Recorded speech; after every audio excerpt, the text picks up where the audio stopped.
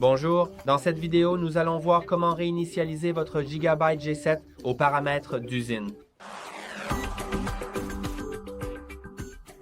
Pour le réinitialiser aux paramètres d'usine, cette vidéo va vous montrer comment le faire via les paramètres.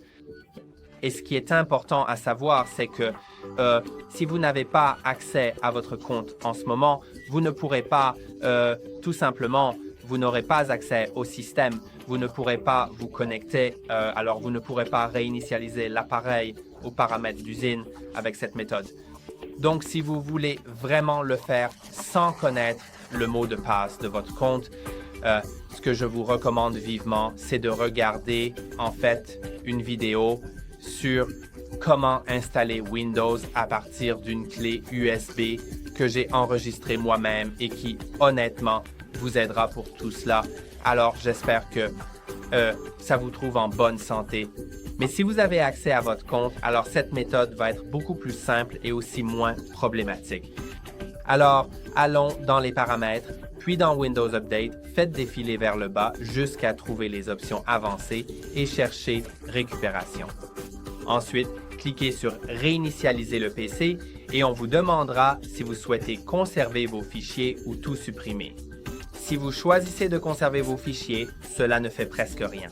Cela ne supprime que les applications et les paramètres, mais garde vos fichiers personnels. Donc, je ne vois pas vraiment l'intérêt de cette option à moins qu'il y ait quelque chose qui ne fonctionne pas sur votre système, mais que vous vouliez garder vos fichiers personnels. Vous pouvez donc choisir cette option, mais moi, je vais tout supprimer. C'est comme une véritable réinitialisation d'usine. Ensuite, si vous êtes connecté à Internet, on vous demandera si vous souhaitez télécharger Windows depuis le cloud ou simplement faire une réinstallation locale. S'il n'y a rien de corrompu sur votre système, choisissez la réinstallation locale. Ce sera plus rapide. Mais s'il y a quelque chose qui ne fonctionne pas sur votre système, par exemple, s'il y a effectivement une corruption, choisissez le téléchargement depuis le cloud. Cela va simplement installer une copie neuve.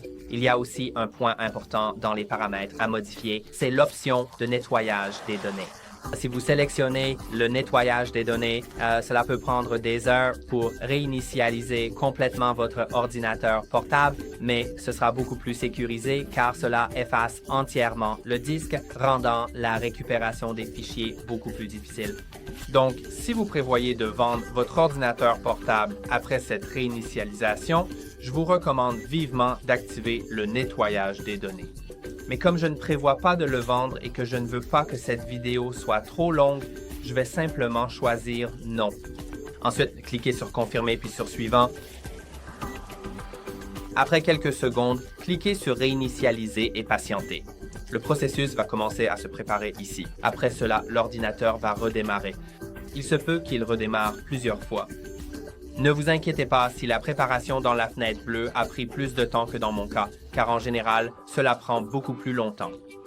Attendez simplement et ne cliquez sur rien.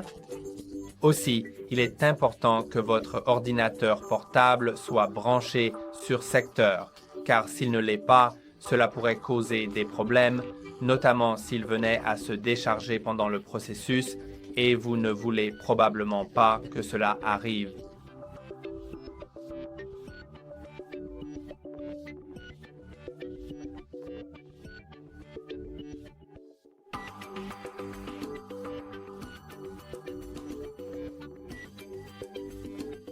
Et maintenant, votre ordinateur portable est réinitialisé aux paramètres d'usine. Donc, vous pouvez simplement le configurer ou le vendre. Ou si vous ne savez pas comment le configurer et que vous souhaitez en savoir plus, vous pouvez soit regarder une vidéo sur notre chaîne expliquant comment le configurer sans compte Microsoft, soit simplement comment le configurer.